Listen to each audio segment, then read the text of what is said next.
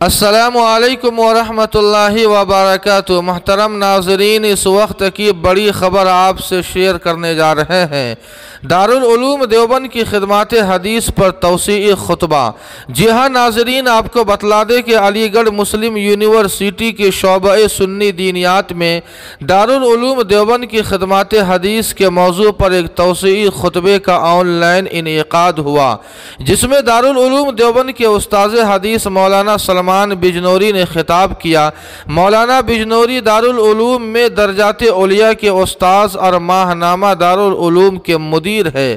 مولانا سلمان بجنوری نے دارالعلوم دیوبند کی خدمات حدیث بیان کرنے سے پہلے قدیم ہندوستانی محدثین حضرت مولانا محمد بن طاہر پٹنی، شیخ حسن صغانی، شیخ علی متقی اور شیخ عبدالحق محدث دہلوی کی خدمات حدیث کو بیان کیا۔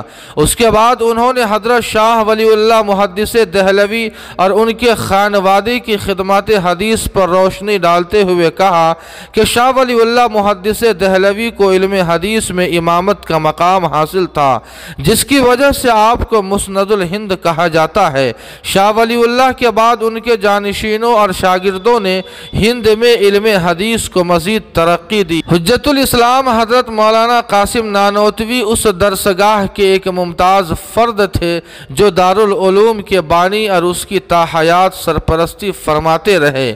مولانا بجنوری نے کہا کہ دارالعلوم نے حدیث کے موضوع پر جو خدمات انجام دی ہیں، ان میں حضرت مولانا رشید احمد گنگوہی، حضرت مولانا یعقوب نانوتوی، شیخ الہند حضرت مولانا محمود حسن دیوبندی، حضرت مولانا خلیل الرحمن سہارنپوری، حضرت مولانا انور شاہ کشمیری، مولانا حسین احمد مدنی، علامہ شبیر احمد عثمانی، مولانا فخر الدین مراد آبادی، مولانا عاشق الہی بلند شہری، مولانا بدر عالم میرٹھی، مولانا حبیب الرحمن اعظمی، ڈاکٹر محمد مصطفیٰ اعظمی قاسمی، مفتی سعید احمد پالنپوری، مولانا حبیب الرحمن اعظمی، جن کا سال رواں میں انتقال ہوا، نمایاں شخصیات ہے۔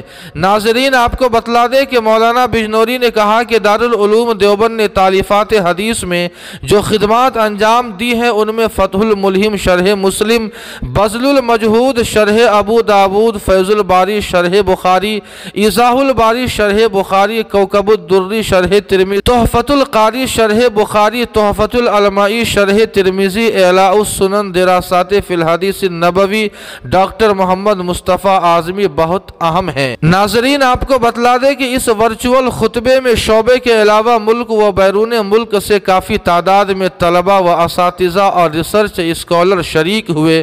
خطبے کے بعد سوال و جواب کا سیشن ہوا۔